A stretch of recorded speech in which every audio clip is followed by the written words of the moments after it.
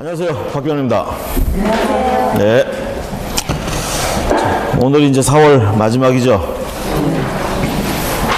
목소리들이 이렇게 힘이 없어. 내일부터는 이제 5월입니다. 새싹이 돋는 5월이죠. 그쵸? 가정의 달이고요. 너무 힘들어하지 마세요. 여러분들 잘하고 있어. 열심히 하고 있잖아. 어? 지금 열심히 하는 거 말고 뭐 할 게 뭐가 있어요. 그렇죠? 열심히 하고 있습니다. 그렇지? 걱정은 좀 접어두고 열심히 합시다. 그냥 하던 대로. 자, 258페이지 보세요. 오늘 3, 4월 과정 마지막 날입니다. 3, 4월 과정. 뒷부분에 이제 내용들이 좀 있는데 이 중에 좀 굵직굵직한 얘기 위주로, 중요한 얘기 위주로 정리를 좀 하겠습니다. 자, 먼저 중개 대상물 기본적 사항 조사 확인 이렇게 얘기하는데요.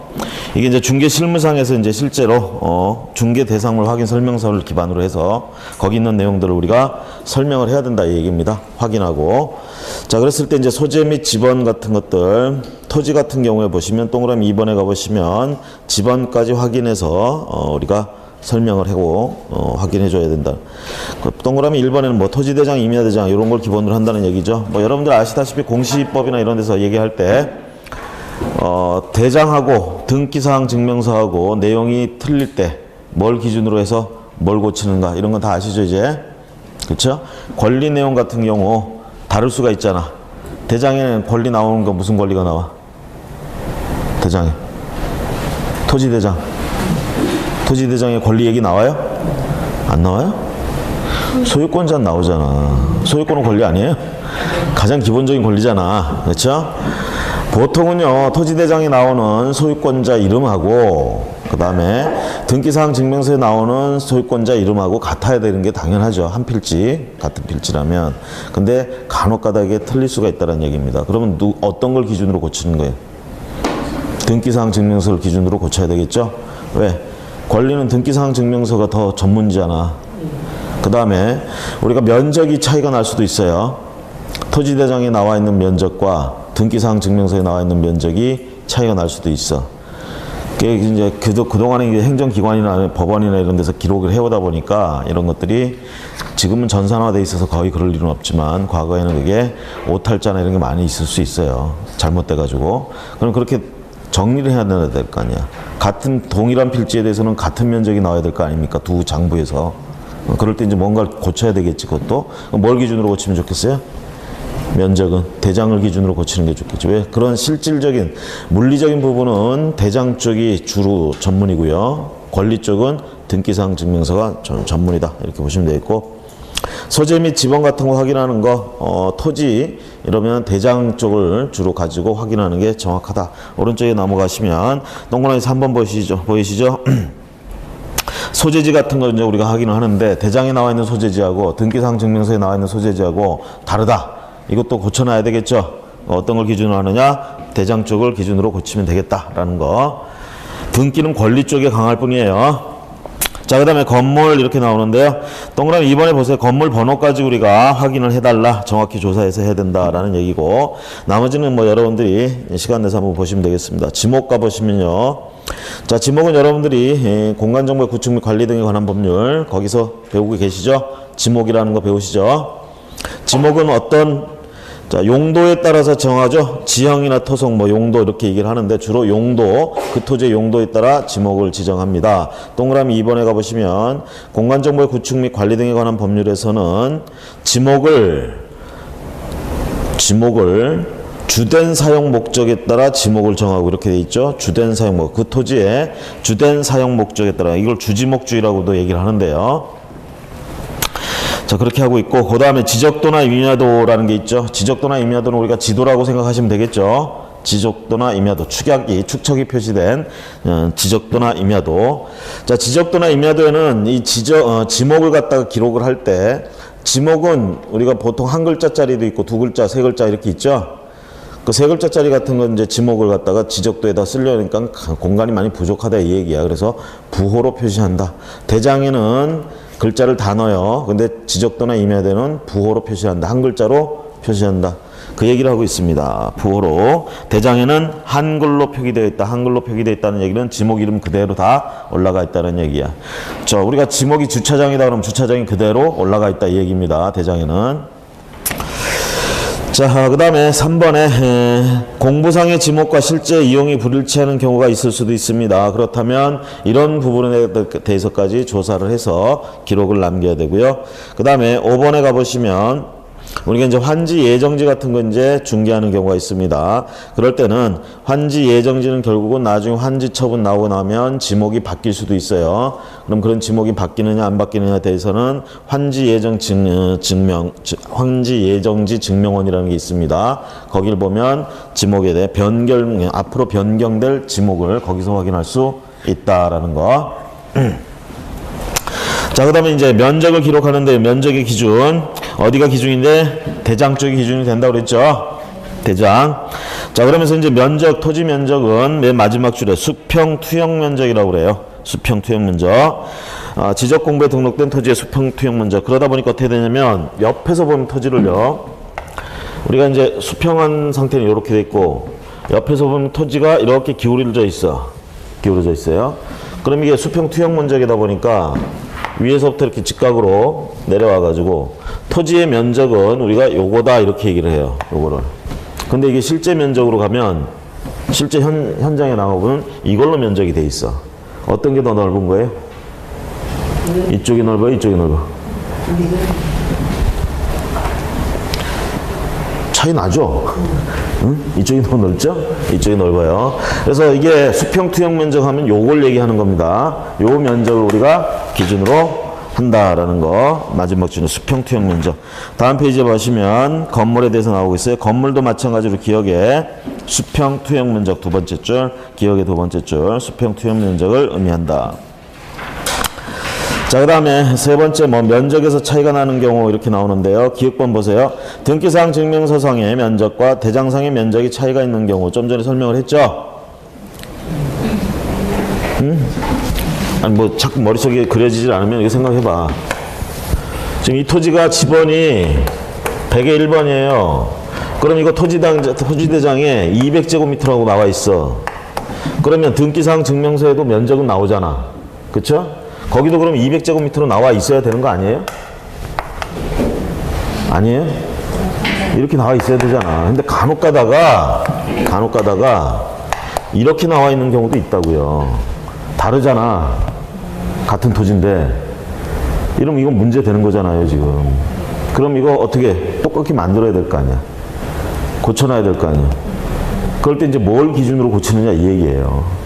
자, 면적은 뭘 기준으로 고친다고? 대장이 전문이라고 그랬죠. 이쪽은 이런 거를 고시하려고 이런 걸 하려고 측량도 하고 그렇게 만들어진 곳이야 이거는. 그러니까 이쪽이 면적이 정확한 거야. 여기 등기는 이건 표시하는 목적이 아니야 얘들은. 목적은 권리를 표시하는 게 목적이야 얘들은. 이거는 그냥 하다 보니까 좀 써줘야 될 것 같아서 써주는 것 뿐이야 얘들은. 면적 말고 권리를 공시하는 게 얘들은 전문이에요. 그래서 물권 같은 거 공시되잖아 여기서. 그렇죠? 그러다 보니까 이 부분에 있어서는 이렇게 차이가 나면 얘보다는 얘가 맞을 확률이 더 높은 거예요. 그래서 저걸 기준으로 고치는 거고. 아까 다시 한번 얘기를 하면 등기에 예를 들면 소유권자가 갑이라고 돼 있어. 등기부에.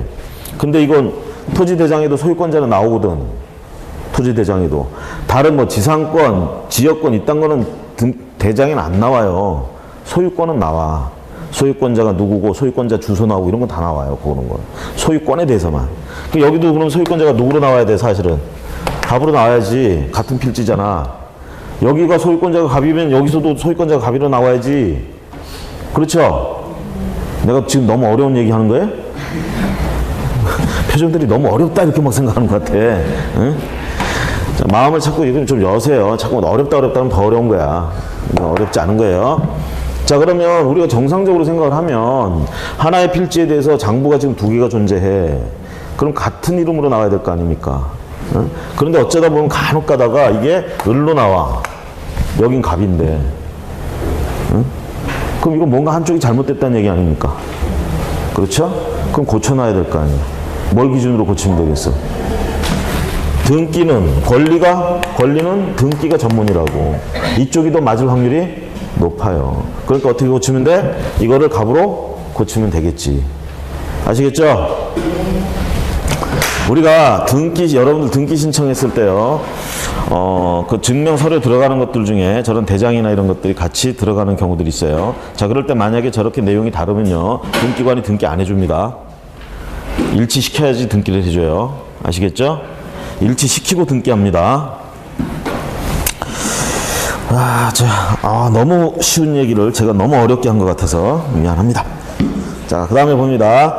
면적의 차이가 나는 경우 이렇게 설명을 드렸고요. 환지 예정지의 면적 이렇게 있는데, 우리가 이제 환지 방식으로 사업을 하거나 이렇게 했을 때 환지 처분이나 할 때 환지 예정지라는 게 이제 나오잖아요. 그 환지 예정지 지정 증명원이라는 게 있습니다. 자, 면적은 그 환지 예정지 지정 증명원을 통해서 확인하시면 되겠고요. 그 다음 면적의 단위가 봅니다. 면적의 단위. 면적에 대한 법정 단위는 뭐예요? 제곱미터죠? 제곱미터.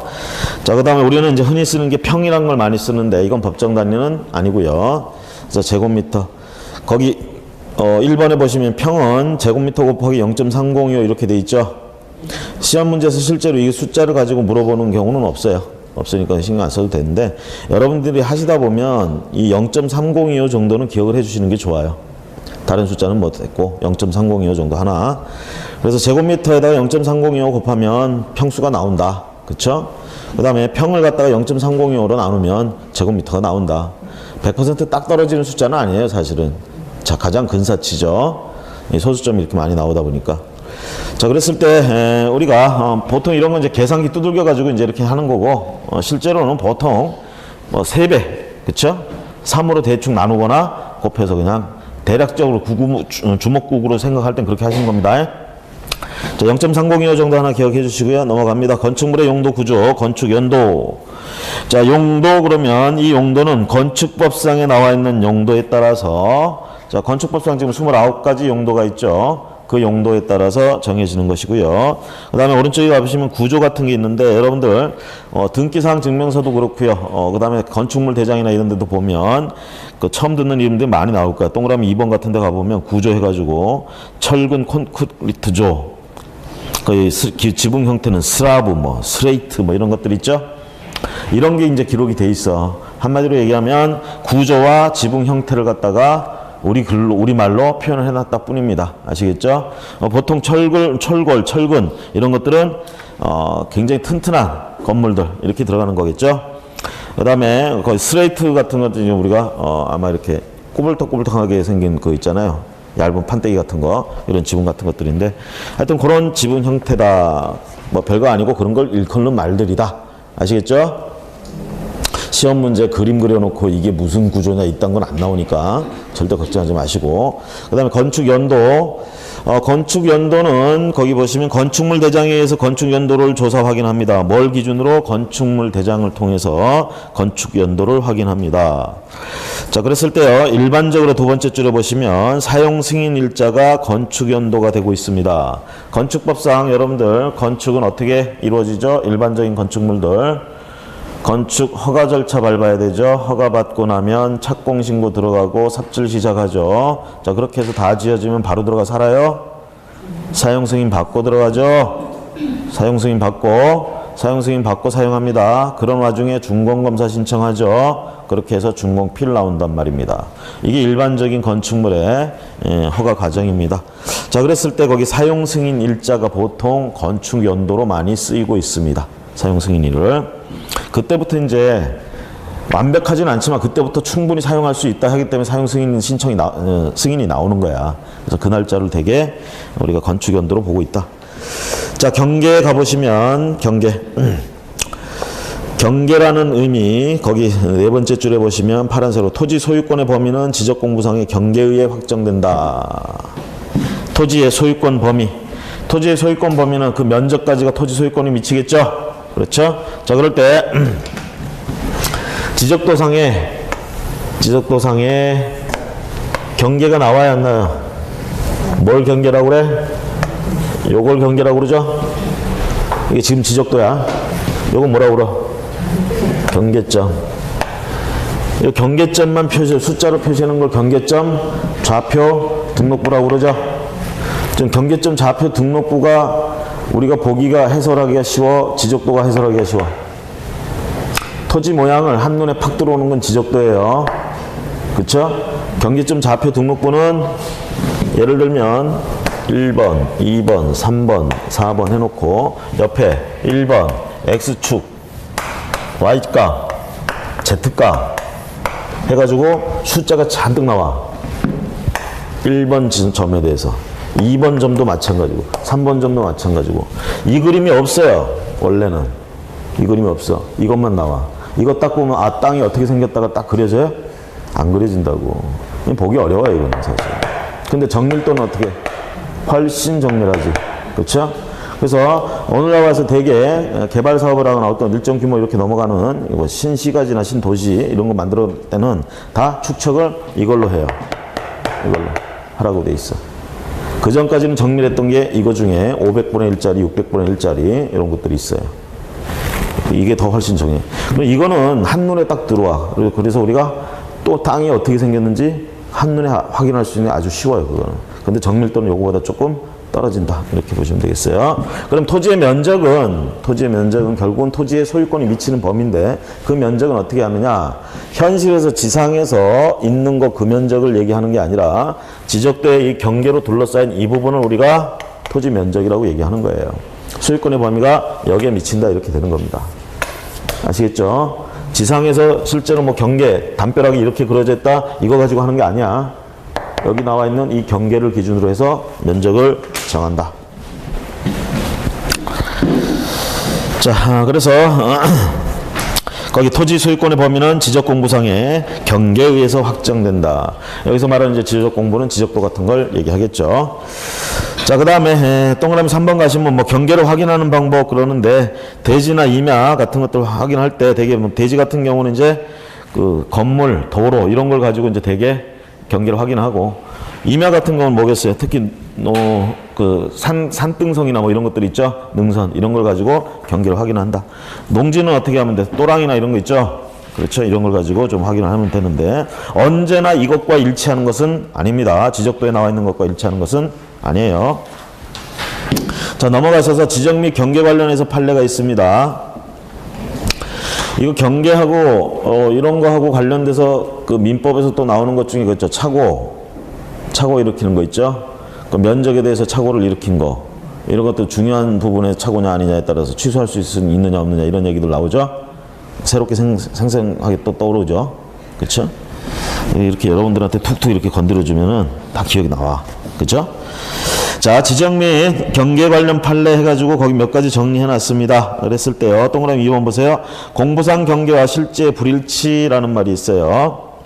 지적도를 작성함에 있어서 기점을 잘못 선택하는 등 기술적인 착오로 말미암아서 지적도상의 경계가 진실한 경계선과 다르게 잘못 작성되었다는 등의 특별한 사정이 있는 경우에는 그 토지의 경계는 지적도에 의하지 아니하고 실제의 경계에 의해서 확정해야 한다. 읽어보면 뭐 상식적인 말이죠. 그렇죠? 자, 이 지적도에 나오는 이런 경계들은요, 전부 뭐야? 측량을 통해서 나온 겁니다. 근데 그 측량 자체가 잘못됐다 그러면 이걸 믿을 수가 없다는 얘기죠. 그러면 현실에 있는 것으로 할 수밖에 없다 이 얘기예요. 그 현실에 있는 것들로.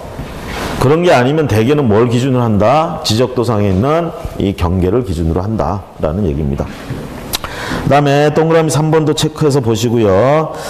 나머지 판례도 여러분들이 지금 시간이 있을 때 한번 정독을 해서 정리를 하시면 좋겠습니다. 다음 넘어가셔서 중개대상물에 대한 권리관계에 관한 사항 보시면 자, 등기사항 증명서의 분석개요 이렇게 나오는데 권리관계. 자, 중개대상물의 권리관계에 대해서는 가장 집대성되어 있는 게 뭐야? 등기사항 증명서죠. 여기가 일단 기본이에요. 권리 내용에 있어서는 여길 뒤져보는 게 일단 먼저 할 일이죠. 등기사항 증명서.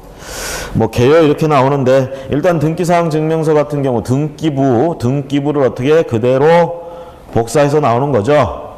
그렇죠? 옛날엔 등기부 등본이라고 불렀잖아. 응? 그러면 등기부 자체가 어떻게 생겼느냐는 여러분들이 공시법에서 다 배웠죠. 표제부 있고 갑부 있고 을부 있죠. 갑구에는 뭐에 관한 사항이 들어가? 소유권에 관한 사항이 표시되고요. 을구에는 소유권 외의 권리에 관한 사항이 등기된다. 근데 여러분들 다 당연히 알고 있잖아. 지상권 같은 거는 갑구에서 찾으면 안 되고 을구에서 찾아야 되겠지. 저당권 같은 건 당연히 을구에서 찾아야 되고요. 그렇죠? 갑구에서는 우리가 소유권하고 직접적으로 관련이 있는 권리들, 예를 들면 소유권 이전금지 가처분 신청을 해서 가처분 등기 나왔다 그러면 갑구에서 찾아봐야 돼요. 그렇죠? 가압류 등기도 마찬가지야. 소유권을 가압류해버렸다 그러면 갑구에서 가압류 등기를 찾아야 돼요. 여러분들 만약에 경매를 개시하기로 결정했으면 법원에서 경매 개시 결정이 났다 그러면 경매 등기를 해야 되겠죠? 응? 등기부에다가 이 건물, 이 토지 경매 들어간다고 등기해 놓는다고요. 그래서 누구나 그 물건을 띄워봤을 때, 등기사항 증명서를 띄워봤을 때, 아, 이게 경매 중인 거나 그걸 알 수 있게 해줘야 돼. 그럼 경매 등기를 한다. 경매 등기를 하게 되면 대개 갑구에 나올까, 을구에 나올까? 갑구에 나와야지. 경매를 통해서 낙찰되면 뭐가 낙찰돼? 소유권이 낙찰되잖아. 그 소유권하고 직접적으로 관계가 있는 거잖아요. 그러니까 갑구에 등기가 되는 거예요. 그죠? 자, 근데 우리가 간혹가다 을구에 나오는 경매 등기도 있어요. 어떤 게 있을까? 여러분들 지상권의 저당권의 목적으로 하는 거 소유권을 목적으로 할 수 있죠? 저당권. 소유권을 잡고 돈 빌려줄 수 있잖아. 그게 저당권이잖아. 그럼 저당권이 지상권이나 전세권 잡을 수 있어요? 그걸 담보로 잡고 돈 빌려줄 수 있어?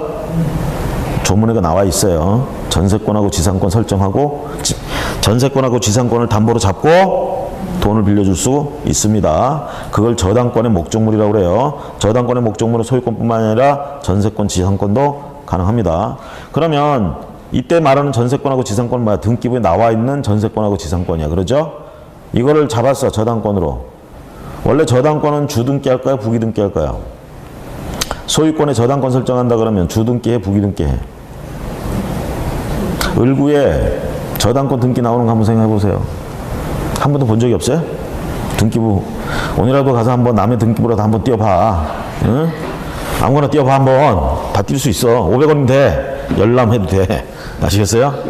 을구에 들어가 봐요. 저당권. 우리가 주등기라는 게 뭐겠어? 번호가 어떻게 붙어? 1, 2, 3, 4. 순위번호 이렇게 붙는 게 주등기잖아. 부기등기는 옆에 이렇게 붙는 거잖아요. 그쵸? 그러면 저당권 등기 원칙적으로 뭐야? 소유권을 갖다 잡고 돈을 빌려줬어. 주등기부터 부기등기부터? 주등기로 붙여야지. 그쵸? 대개 설정등기나, 그쵸? 설정등기, 이런 것들은 주등기 붙여요. 이전등기도, 소유권 이전등기도 주등기 붙이지. 독립등기라고도 하잖아. 이거 붙이는데. 여기서 하나 조심하실 건 저당권 같은 거 원래 주등기입니다. 설정등기. 근데 저당권 이전할 수 있죠? 저당권 이전 등기는 주등기 안 해요, 이거는. 부기등기 해.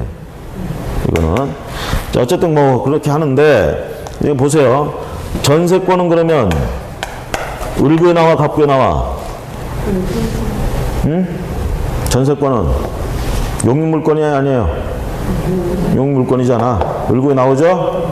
을구에 나오잖아요. 을구에 나오고 주등기 붙이겠죠? 예를 들어서 3순위 이렇게 붙였어. 근데 이걸 저당 잡고 돈을 빌려준대. 저당권 등기해야 되겠죠? 이 저당권은 주등기로 붙일까 부기등기로 붙일까? 얘 밑으로 붙여야지. 소유권 잡는 게 아니잖아, 얘가. 얘 밑으로 붙여. 그래서 이때는 부기로 붙이는 거예요. 부기로. 그쵸? 자, 그런데 만약에 전세권자가 지금 뭐 한 거야? 자기 전세권을 담보로 제공하고 돈을 빌린 거지. 여러분들 그 전세자금 대출 있잖아요. 그거 생각해봐. 은행에서 돈 빌려주죠? 전세 얻을 사람들한테. 그럼 전세 얻을 사람이 전세권 등기를 하는 거야. 집주인한테 동의 얻어가지고 전세권자로 등기 올라가. 임차인이 지금 갑이야. 근데 이 사람은 이 보증금을 빌려와야 돼. 누구한테? 은행에 가서 A한테. A가 돈 빌려줄 때 이 얼굴 보고 빌려줘? 안 그렇습니다. 담보물이 있어야 되는데 담보물은 없잖아. 다만 뭐가 있어? 전세권이라는 걸 갖게 된단 말이야. 그래서 어떻게? 얘들은 그 전세권을 잡고 저당권 설정하고 돈 빌려준다. 이렇게 컨셉이 가는 거예요. 전세권 설정, 그 주택담보대출이 아니라 그 뭐야? 세입자, 전세자금 대출이 그런 거야, 되게. 자, 그러면 어쨌든 간에 얘는 보증금을 빌린 거잖아요. 그쵸? 저 보증금을 상환기가 됐는데 혹시 못 갚았다 이렇게 되면 어떻게 될까? 저당권자는 경매 신청하면 되잖아. 저당권 실행. 그럼 저당권 실행을 시키면은 경매 시장에 나오는 물건은 뭐예요? 전세권이 나오는 게 되지. 그럼 전세권이 경매 나왔다고 등기 해야 되겠지, 경매 등기. 어디다 할까? 갑구에다 할까? 을구에다 할까? 전세권 을구에 있다며. 이놈 경매 쳤다. 그럼 을구에다 나와야지. 그쵸? 이럴 때 경매 등기가 을구에 나와요. 자, 보통은 경매 등기도 갑구에 나옵니다. 아시겠죠? 자, 미리 뭐 말씀드리는데 경매 등기는 이름이 둘 중에 하나죠. 강제 경매 아니면 임의 경매란 말로 나오죠. 등기부에. 강제 경매는 어떤 경우냐? 돈 빌려주고 차용증만 딸랑 한 장 가지고 있는 애가 채무자가 돈을 안 갚으니까 채무자가 집을 찾아봤어요. 재산을. 그랬더니 부동산이 하나 나오네. 그래서 이 부동산을 강제로 매각해가지고 돈 받아야겠다. 이때 경매 신청 들어갑니다. 자, 이렇게 해가지고 법원에서 이거 경매 시작해야 되겠다 해서 경매 개시 결정하면 경매 등기해야 되겠죠. 이때는 강제 경매라는 이름으로 등기합니다. 등기부에. 자, 이에 반해서 저당권 설정하고 돈 빌려준 사람이 있어요. 돈을 안 갚아. 그럼 저당권 실행시켜버리면 되겠죠? 그럼 저당권 실행을 위한 경매가 시작됩니다. 이거는 등기부에 임의 경매라는 이름으로 나옵니다. 경매 개시 결정하면 강제 경매, 임의 경매. 자, 맨 마지막 뒷부분에서 다 얘기할 거니까 너무 걱정하지 마시고, 뭘 얘기할 때마다 자꾸 걱정되는 표정들만 하시고 근심스러운 표정들만 하시니까 뭘 말을 못 하겠어. 응? 내가 여러분들 너무 다그치는 것 같아서. 응? 자, 어쨌든 저 등기사항 증명서 이렇게 얘기를 하는데요. 과거엔 등기부 등본이라고 부르던 거, 그런 것들이고요. 결국은 권리 내용을 우리가 등기사항 증명서를 통해서 확인하는데, 거기 부동산 등기부 갑구란에 분석해서 나옵니다. 갑구에서 진짜 주로 확인해야 될 건 진정한 소유자 같은 거 확인하는 게 우선입니다. 그렇죠? 진정한 소유자. 자, 거기서 진정한 권리자 여부 확인 방법에서 동그라미 2번에 보시면 중개 물건을 의뢰받은 경우 등기사항 증명서, 신분증, 그리고 등기 필증, 소유 여부를 확인해 봐야 한다. 이렇게 얘기를 하고 있습니다. 이는 개업공인중개사 신의 성실 의무이며 선량한 관리자의 주의 의무이기도 한다. 그래서 이제 보통 진정한 권리자 아니냐 찾아볼 때 등기사항 증명서를 제일 먼저 우리가 띄워보죠. 권리 내용 확인할 때.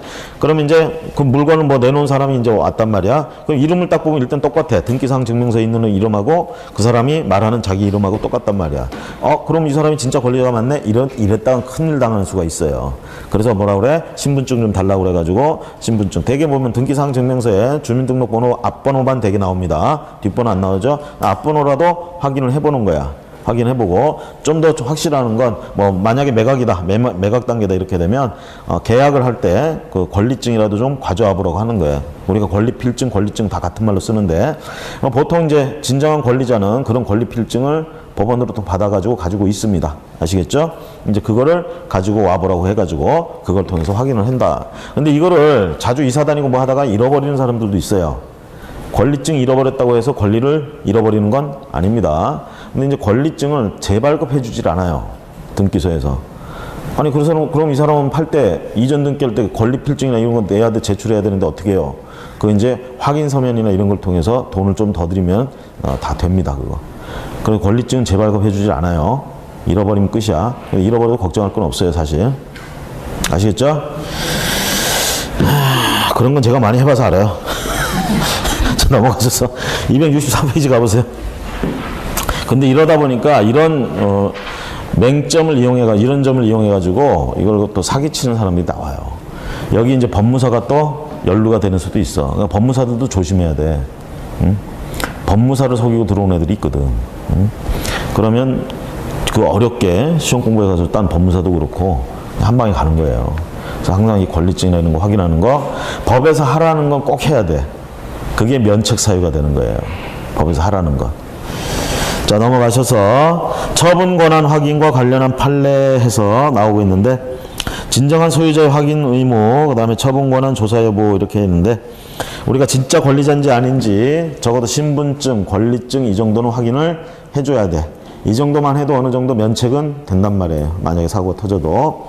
그거에 관한 판례들입니다. 어느 정도 해야 되는지. 이건 뭐 일일이 설명할 건 아니고 여러분들이 차분히 한번 읽어보시면 되겠습니다. 넘어가셔서 처분 능력의 확인. 요게 이제 또 보시면 처분 능력이라는 건 이제 이런 걸 얘기할 수도 있겠죠. 우리가 권리 능력이라는 거하고 행위 능력이라는 거하고 다르죠.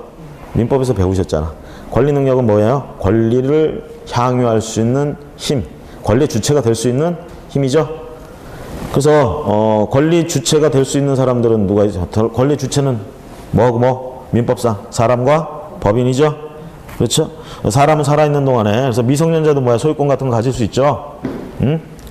미성년자도 주식 부자들도 있잖아. 주식 부자도 있고 땅 부자도 있고 그러잖아. 나는 왜 그렇게 안 태어났어? 씨. 응? 자, 그런 소유권자들 다 된단 말이야. 그러면 그 미성년자가 그걸 팔겠다고 나가서 행위를 했어요. 법률 행위를. 매매계약. 자, 이거 유효해요, 무효해요? 미성년자가 매매계약을 했어. 유효야, 무효야?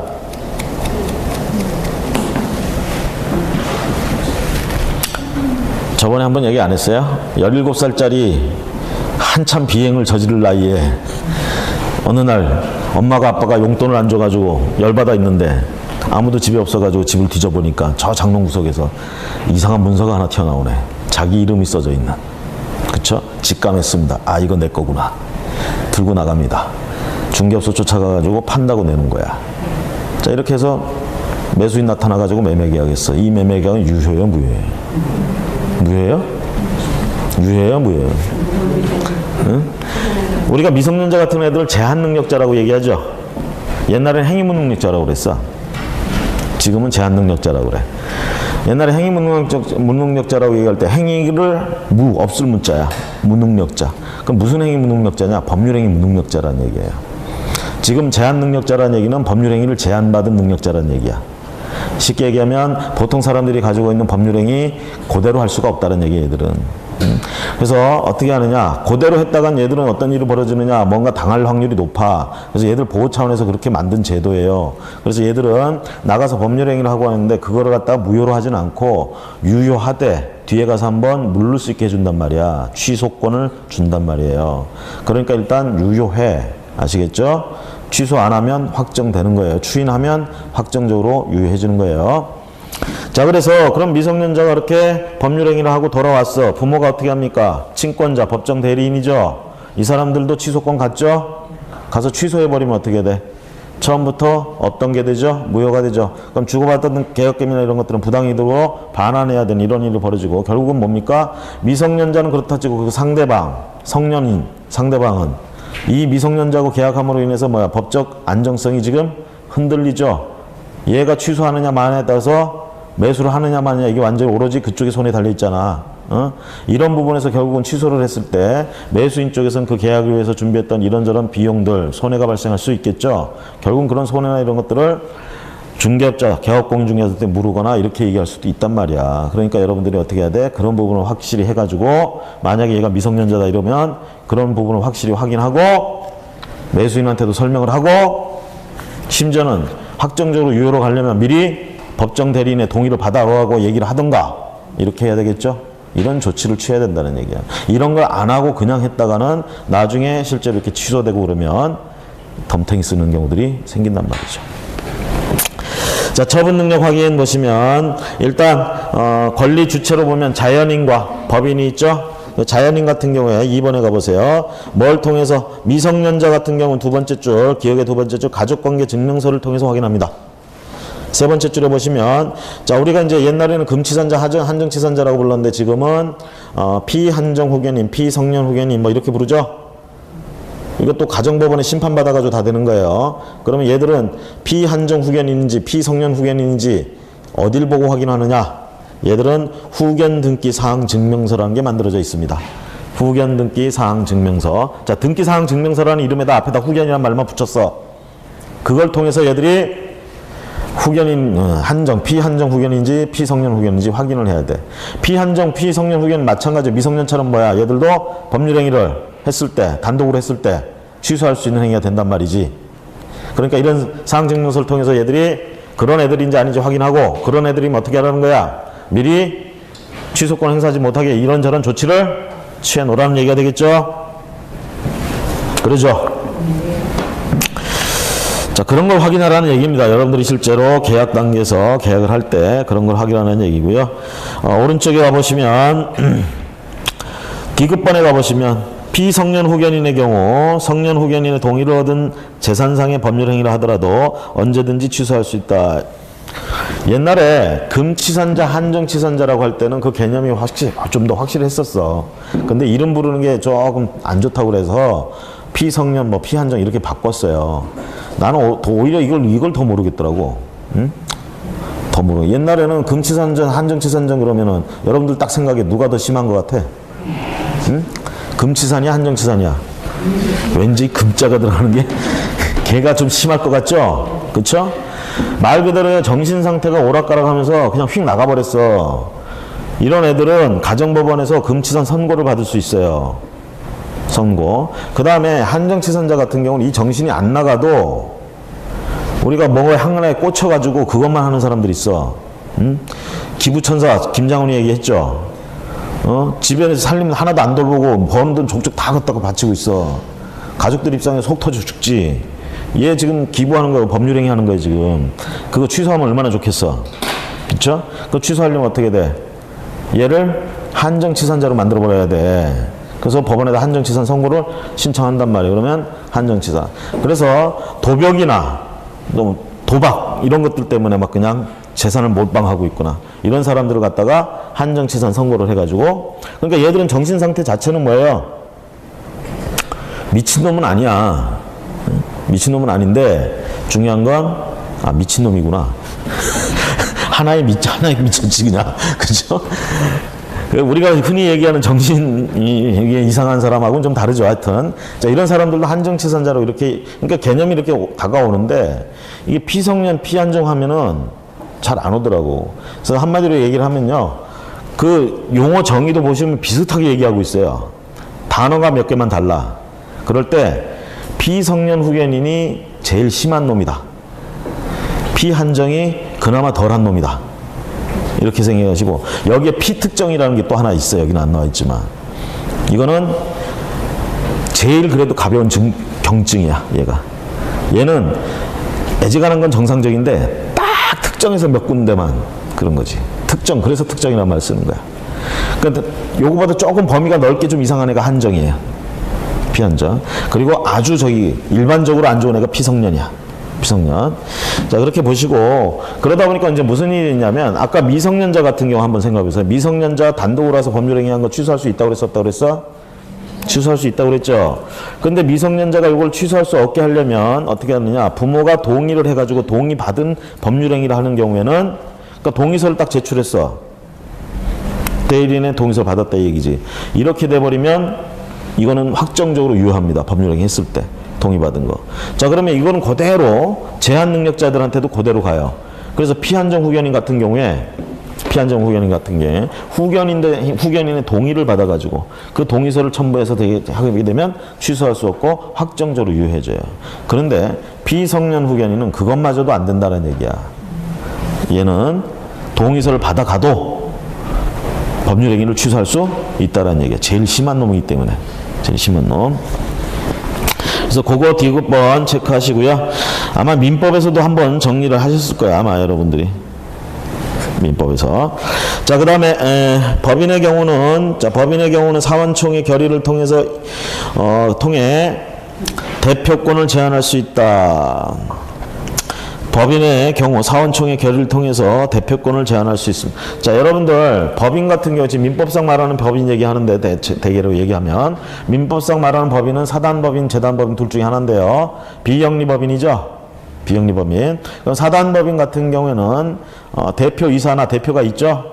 그럼 얘가 와서 이제 그런 결정을 한 거를 한단 말이야. 그러면 여러분들은 이제 확인할 때 어떻게 해? 주체는 법인이잖아. 그 이사 대표는 뭐야? 그걸 갖다가 실행을 하는 기관일 뿐이에요. 그럼 걔가 그런 권한이 있는 점인지 확인해야 되겠죠. 법인이 가지고 있는 부동산을 지금 매각하겠다고 왔어. 대표로 한 사람이. 그럼 얘가 그런 매각을 할 권한이 있는지 없는지 확인해야 될 거 아니야. 그렇죠? 그래요, 안 그래요? 그럴 때 보통 대표들한테는 그런 걸 할 권한이 다 있습니다. 그런데 내부적으로 이 대표가 못된 짓이나 하고 다니고 있고 법인을 해야 하는 짓만 하고 다닌다 그러면 사원총회에 의해서 이 대표의 권한을 제한해 버릴 수가 있어요. 그럼 이제 소송이 붙는 거야. 그 권한, 지위에 관해서 소송이 붙어요. 그런데 이 소송이 붙었을 때 가만히 두면 어떻게 되느냐. 소송이 진행되는 동안에도 대표는 대표잖아. 계속 못된 짓을 하고 다녀. 그래서 보통 이럴 때 이 대표권 제한하고 또 박탈하고 이런 소송 붙었을 때는 대개 가처분 등기해 놓고 갑니다. 법인 등기사항 증명서에다가 대표 제한, 가처분 등기를 해놓고 가요. 대표권 제한. 그렇게 간다고. 아니면 소송이 다툼이 없다 하더라도 일단은 총회에서 너 대표권 제한이야. 그럼 대표가 아무 말도 없이 받아들이면 그 사항 그대로 정관에다가 그리고 등기해 놓습니다. 어떤 권한이 제한되어 있는지. 그래서 여러분들은 만약에 대표가 와서 계약을 하자, 뭘 하자 그럴 때는 등기사항, 법인의 등기사항 증명서를 뜯어본댄다. 발급받아 봐야 돼. 거기에 이 법인의 혹시 대표권이 제한돼 있는지 안 돼 있는지, 얘가 지금 이 매각 행위를 해도 되는지 안 되는지, 그거 안 했다가 대표권 제한받아서 매각할 권한이 없는 놈하고 매각했다가는 나중에 완전히 나락에 빠져요. 이거는 또 여러분들 우리가 권리 능력 없는 사단이나 재단 있죠? 종중 같은 경우에 누가 와가지고 딱 앉아서 한복 입고 와가지고 자기가 어디 문중의 대표래. 그러면서 자기 문중 선산을 팔겠대. 지금 종중 땅 거래 못해요? 할 수 있어요. 팔겠대. 그러니까 중요한 건 뭐냐면 그렇게 할 권한이 얘한테 있느냐. 거기다가 중요한 건 이건 종중의 재산이기 때문에 대표자가 그렇게 마음대로 처분할 수가 없어요. 그 종중의 총회 이거 결의를 통해서 종중원들 다 모여가지고 결의를 통해서 이걸 매각하자고 결정된 뭐 어떤 그런 약속을 한 증서나 이런 게 필요해.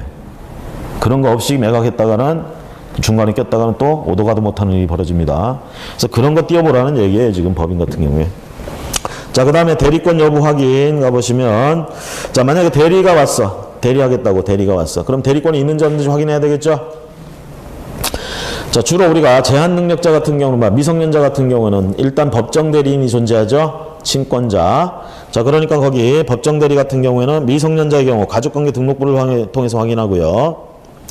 그 다음에 아까 얘기한 정신이 오락가락 하는데 피성년, 피한정 후견인 같은 경우는 아까 봤던 후견 등기 사항 증명서를 통해서 대리권이 있는 자인지 아닌지를 확인을 해야 되겠죠. 그러니까 후견인이 누구로 돼 있느냐, 그 후견인이 대리인이야. 법정 대리인 아시겠죠? 자, 그 다음에 임의 대리는 어떻게 할까요? 임의 대리는 대리권이 있는지 없는지 확인해야 되겠죠? 어떻게 확인해? 보통은 서류로 가져오죠? 그쵸? 서류, 위임장이라는 걸 가져오잖아. 그러니까 위임장이 본인이 발급한 위임장이라는 걸 확인받아야 되겠죠? 그러기 위해서 붙이는 게 인감증명서잖아. 인감증명서가 첨부된 위임장 같은 걸 들고 와야 우리가 얘가 대리권이 있구나. 그쵸? 이렇게 확인할 수 있다는 거. 그럼 위임장의 내용을 보면 어떤 행위를 대리할 수 있는지 그런 내용들이 위임장에 들어가 있는 거예요.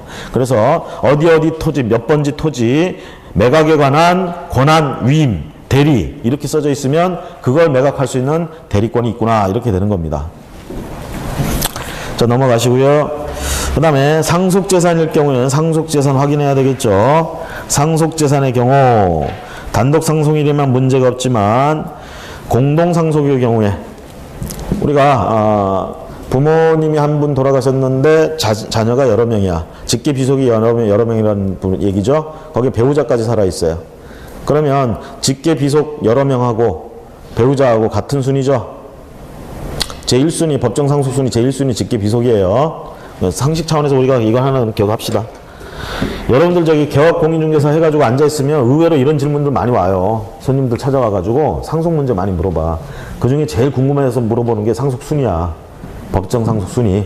1순위 직계 비속, 2순위 직계 존속, 3순위 형제 자매, 4순위 사촌 이내 관계 혈족. 여기 순위는요, 이 중에 앞에 한 놈만 있으면 뒤에 애들은 아무 의미가 없어요. 순서대로 줄 서 있는 게 아니야, 여기는. 아시겠죠? 만약 직계 비속이 있다 그러면 뒤에 있는 애들은 순위고 뭐고 없어. 탈락이야, 상속에서. 아시겠죠? 그 다음 이제 배우자가 어디에 들어가냐 이 얘기죠. 배우자는 얘게 있으면 얘랑 동순위, 이게 없으면 얘가 있으면 얘랑 동순위, 이것도 없으면 혼자 1순위. 그러면서 얘랑 동순위 될 때 배우자는 특례 1.5배.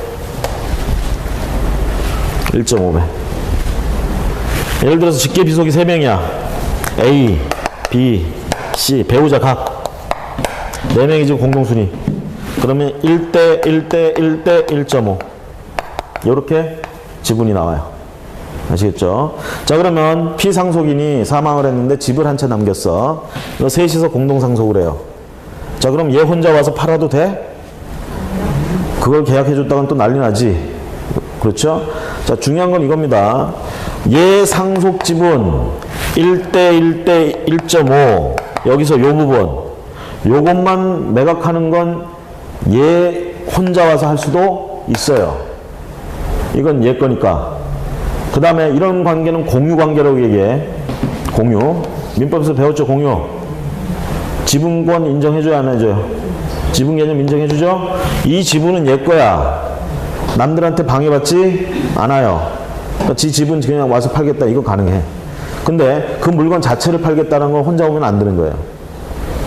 전원이 다 동의를 했다는 동의서를 가져오던가 같이 오던가, 그쵸? 이렇게 해야 된다는 얘기입니다.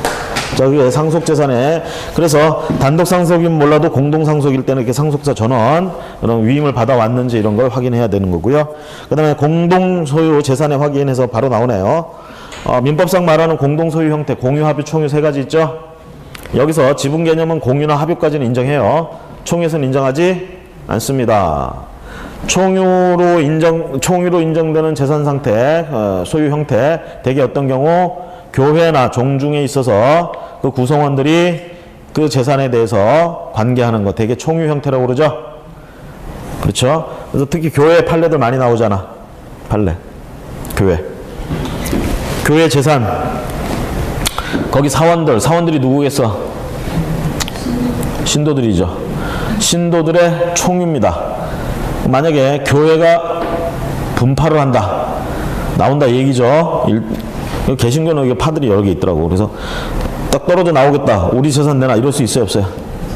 지분 개념이 없기 때문에 그럴 수가 없다고요. 아시겠죠? 자, 이에 반해서 공유나 합유는 지분 개념이 있어요. 자, 그런데 우리가 흔히 자주 하는 게 공동 소유로 이렇게 부부간에 하고 하는 게 되게 공유 형태야. 공유.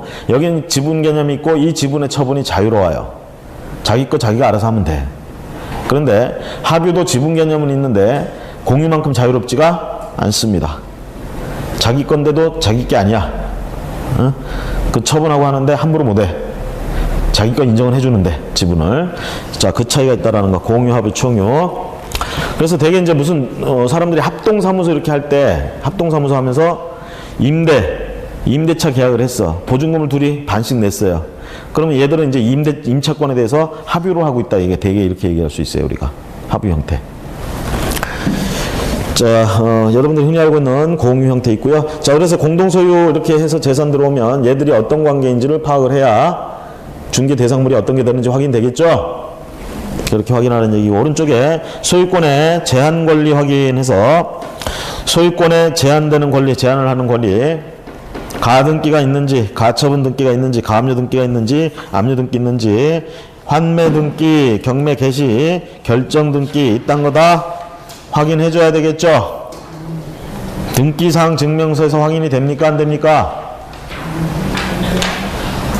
지금 거기 나와 있는 가등기, 가처분 등기, 가압류 등기, 압류 등기, 다음 페이지에 환매 등기, 경매 개시 결정 등기 전부 등기부에 나와야 됩니다. 안 나오면 인정 못 받는 권리들이에요. 이런 내용들은 등기사항 증명서를 통해서 우리가 확인할 수 있는 거죠. 그러니까 결국은 문제는 그겁니다.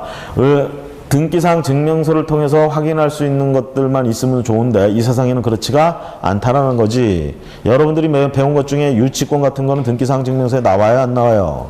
물권인데 굉장히 강력한 권리죠. 근데 증명서에 안 나온다고. 그러니까 앉아서 서류만 떼어가지고 확인할 수 있는 권리가 아니란 얘기예요. 그럼 물건 나왔을 때 여러분들이 조사 확인할 때 어떻게 현장 답사를 해야 되는 이유가 거기 있는 거야. 현장 가서 실태가 어떻게 돌아가고 있는지 확인해야지. 특히 신축 건물이나 이런 거 나왔을 때는요, 반드시 가서 확인해 보십시오.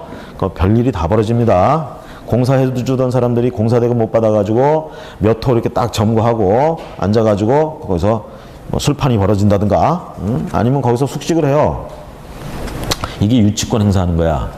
유치권이 인정이 되려면 일단 어때요? 채권하고 물건, 점유하고 있는 물건 사이에 결련 관계가 인정돼야 되고 그 점유 자체가 계속 유지가 돼야 되죠. 유치권의 공시 방법은 점유입니다. 등기가 아니에요. 그 점유를 잃어버리면 또 유치권은 그냥 사라지는 거야. 그러니까 점유를 계속 유지해야 돼. 이때 이제 점유를 유지한다는 게 24시간 계속 점유하고 있어야 되느냐? 그건 아니라는 얘기입니다. 그럼 출퇴근도 못하고 점유해야 되냐? 그게 아니라는 얘기예요. 자기가 관리할 수 있게끔 뭐 시건 장치, 이런 열쇠 장치나 이런 걸 해놓고 출퇴근하는 것도 얼마든지 점유로 인정받고요. 본인이 직접 안 하고 자기 부하 직원을 시켜가지고 점유하는 것도 점유로 인정받아요. 그래서 그 점유라는 건 좁게 해석해가지고 반드시 24시간 본인이 있어야 되는 것만 점유가 아니라는 거 이거 조심하시고. 그래서 특히 유치권 같은 거는 이제 우리가 중개할 때도 문제지만 경매 물건 조사할 때도 문제가 돼요. 이거 낙찰받았는데 만약 유치권자가 점유하고 있고 그 사람이 유치권자로 인정이 돼버리면 이 물건 넘겨받는데 굉장히 힘들어집니다. 실제로 장악하는 데 있어서. 그래서 유치권은 굉장히 그 등기상 증명서에 안 나오면서 사람을 굉장히 괴롭히는 그런 권리이기 때문에 현장 답사를 통해서 확인할 수밖에 없습니다. 그래서 지금 거기 환매 등기, 경매 개시 결정 등기까지는 등기사항 증명서에서 우리가 확인할 수 있습니다. 각각의 그 내용들은 거기 나와 있는 정도 일단 기본적으로 보시면 되겠고요. 다음 페이지에 부동산 등기부 을구란에 분석해서 나옵니다. 자, 일단 앞에서 가등기, 그 가등기는 담보가등기나 또는 소유권 이전 청구권 보전 가등기 이렇게 얘기할 수 있는데 둘 다 이 가등기는 이름이 똑같이 나와. 소유권 이전 청구권 보전 가등기로 나와요. 자, 소유권 이전 청구권을 보전하기 위한 가등기야. 임시로 하는 등기다 이 얘기입니다. 임시로. 자, 그러면서 가등기는 순위 보전의 역할을 합니까?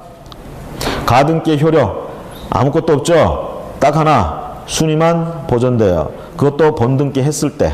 가등기 혼자서는 아무런 효력이 없어요. 가등기에 의한 본등기 하면 순위가 보전된다. 가등기 한 대로 올라간다. 이렇게 되는 거죠. 자, 이거 소유권 이전 청구권 보전 가등기이기 때문에 뭐예요? 갑구에 등기 되는 거야. 앞에 그 쭉 나온 가등기, 가처분 등기, 가압류 등기 이거 전부 다 갑구에 나오는 등기들을 지금 설명한 거예요. 전부 뭐 한 거야? 가처분 등기는 소유권을 가처분한 거고 가압류 등기는 소유권을 가압류한 거야. 그 다음에 환매 등기는 소유권을 갖다가 환매하기로 한 등기예요. 그래서 다 갑구에 나오는 거야. 갑구에. 압류 등기도 마찬가지고. 자, 그 다음에 이제 부동산 을구란 분석해서 나옵니다. 을구란. 을구에 이제 보면은 여러분들이 배웠던 민법에 나와 있는 8가지 물권 중에 가장 기본적으로 용익물권, 담보물권 있죠? 용익물권과 담보물권 3개씩 해서 6개 있잖아. 지상권, 지역권, 전세권, 유치권, 질권, 저당권 이 6개가 을구에 나옵니다. 자, 이 중에 유치권은 등기부에 안 나오죠? 그쵸? 그 다음에 질권은 등기부에 나와요, 안 나와요? 담보물권인 질권. 부동산 질권 있어요, 없어요? 동산 질권만 인정된다고 그랬죠? 질권 그러면 전당포 생각하세요. 전당포 주인이 취득하는 권리, 질권. 전당포에 뭐 가져가? 부동산 가져가, 동산 가져가? 부동산 들고 와요? 동산 들고 가요. 동산, 카메라, 자동차 이런 거 들고 가. 응? 그럼 전당포에다 그런 거 맡기고, 그렇죠? 전당포 주인이 그 물건 자꾸 돈 빌려주잖아. 이게 질권 설정하는 거예요. 응? 그 잡힌 물건을 질물이라고 불러요. 자, 질권. 자, 그러니까 전당포에는 부동산 못 가져가잖아. 그러니까 권리 질권이 없는 거야. 근데 우리가 조심하실 게 질권이 그러면 권리 질권, 부동산 질권이 없기 때문에 부동산 질권이 없기 때문에 등기부에 안 나온다는 얘기잖아. 그런데 나오는 질권이 있어. 권리질권. 동산질권은 뭐겠어요? 방금 얘기한 것처럼 동산 잡고 돈 빌려주는 거죠? 그럼 권리질권은 뭘 잡고 돈 빌려줄까? 권리를 잡고 돈 빌려주는 거지. 응? 보세요. 아까 저당권 같은 경우는 소유권 잡고 돈 빌려준다고 그랬지. 또 다른 거 잡을 수 있는 거 뭐 있다고 그랬어? 전세권하고 지상권도 잡고 돈 빌려줄 수 있다고 했잖아. 저당권. 그쵸? 근데 내가 가진 게 저당권밖에 없어. 어떤 물건에 대한 소유권도 없고 난 저당권밖에 없어. 내가 근데 돈을 빌려야 돼. 돈 빌리러 갔더니 담보 가져오래. 내가 담보 물이 없어. 권리는 하나 있네. 저당권. 이거라도 혹시 잡아주시겠습니까? 했더니 그래 잡아줄게. 이때 이 저당권을 또 저당권으로 잡을 수는 없어요. 법에는 그렇게 안 돼 있어. 요거를 저당권을 잡고 돈 빌려준다 그러면 권리질권이라고 그래. 저당권 권리잖아. 권리를 잡고 돈 빌려줬다. 권리질권. 그렇죠? 저당권은 또 이때 저당권의 존재 이유가 뭐야? 담보물권의 존재 이유. 존재 이유. 존재의 이유. 이른 아침에 잠에서 깨서 저당권 담보물권의 존재 이유가 뭐예요? 채권을 담보하는 거야. 보호하는 거야. 그게 목적이에요. 그죠? 그러니까 우리가 저기 담보물권의 성격, 부정성, 수반성 이런 거 배우잖아. 결국은 저당권이 있다 그러면 저당권 혼자 존재하는 게 아니에요. 저당권이 있다는 얘기는 그놈이 보호하고 있는 채권이 있다는 얘기야. 이걸 피담보 채권이라고 부르잖아요. 담보되고 있는 채권, 피담보 채권. 그러니까 현찰 돈 빌려준 게 있단 말이야. 그 채권, 금전 채권을 담보하기 위해서 저당권 설정한 거야. 딱 한마디로 얘기하면 5억 빌려줬어. 5억을 지금 채권, 금전 5억짜리 채권을 가지고 있어. 그럼 채권만 가지고 있어. 그러면 한없이 약하다는 거 아시죠, 여러분들? 그러니까 요거를 갖다 보호해주기 위해서 저당권을 설정하는 거야. 그죠? 저당권. 그러면 지금 이 저당권을 잡았대. 돈 빌려주려고. 그럼 저당권만 잡아서 되겠어? 그놈이 보호하고 있는 채권까지 같이 잡아야지. 이 권리질권은 그래서 이 경우에 이 두 개를 다, 이 두 가지 권리를 다 잡는 거야. 그런데 그 중에 금전 채권은 등기상 증명서에 따로 안 나오죠. 하지만 저당권은 등기부에 나오잖아. 그럼 저당권 지금 잡았다는 얘기 등기할 수 있어, 없어? 할 수 있죠. 그래서 등기부에 권리증권이라는 말이 나오게 되는 거예요. 그럼 이때 이거 주등기 할까 부기등기 할까? 부기 해야지. 그 저당권 잡았다고 그 밑에다 써야지. 저기 엉뚱에다가 쓰면 헷갈리잖아. 주등기로 할 필요가 없어요. 이건 부기등기 붙이는 거야, 그 밑에다가. 그래서 권리질권 등기는 대개 부기등기로 나와요, 이렇게. 응? 여러분들 이제 공시법에서 그 시험 문제 그거 나오죠? 다음 중 부기등기 하는 것은, 주등기 하는 것은, 부기등기 하는 거 대표적인 게 뭐야? 환매특약 등기. 그쵸? 여기서 이제 여러분들을 속이려고 이제 딱 환매 실행의 등기란 말이 딱 나와. 이건 부기예요, 주등기예요? 환매 특약의 등기, 요거는 부기등기지. 근데 그 환매권 실행을 하는 등기는 주등기예요. 환매권 실행을 함으로써 뭐가 달라져? 소유권 이전돼 버리잖아. 소유권 이전 등기예요, 그거. 주등기지. 그죠? 최근에 몇 년 사이에 그걸 속이려고 그렇게 나오더라고. 사람들이 다 환매 특약 등기, 환매란 말만 들으면 부기등기하고 다 외우고 오거든. 응? 그러니까 환매란 말만 보면 지문에 그냥 이건 부기등기하고 딱 가는 거야. 그렇게 해서 다 맞아, 사람들이. 그러니까 이제 출제인이 열받은 거지. 안 되겠다, 이거. 한번 속여야지. 그럼 몇 년 사이에 이걸 갖다 환매 실행의 등기라고 살짝 바꿔서 나온단 말이야. 치사한 놈이죠. 아, 놈이라고 하면 안 되구나. 그런 저기도 있다. 자, 어쨌든 권리질권 같은 것들. 자, 그럼 권리질권, 저당권 잡았대. 얘는 을구에 나와, 갑구에 나와? 저당권은 을구에 나오잖아. 그놈 잡았다고 그럼 을구에다 써야지. 그것도 부기로 붙인다며. 그쵸? 자, 그래서 민법에 나와 있는 8개 권리 중에, 자, 지상권, 지역권, 전세권, 등기부에 나온다. 갑구에 나와, 을구에 나와? 을구. 그 다음에 유치권은 등기부에 나와, 안 나와? 질권은 나와, 안 나와? 나오는 것도 있다. 부동산 질권은 아닙니다, 그거. 권리질권이라고 그랬어요. 나온다 그러면 을구에 나와, 갑구에 나와? 방금 했잖아. 을구에 나오죠. 그 다음에 저당권은 당연히 어디 나와? 저당권은 갑구에 나와, 을구 나와? 을구에 나오죠. 자, 여기까지 하고 잠시 쉬었다가 미공시 권리관계 조사 해가지고 설명을 하고 가도록 하겠습니다.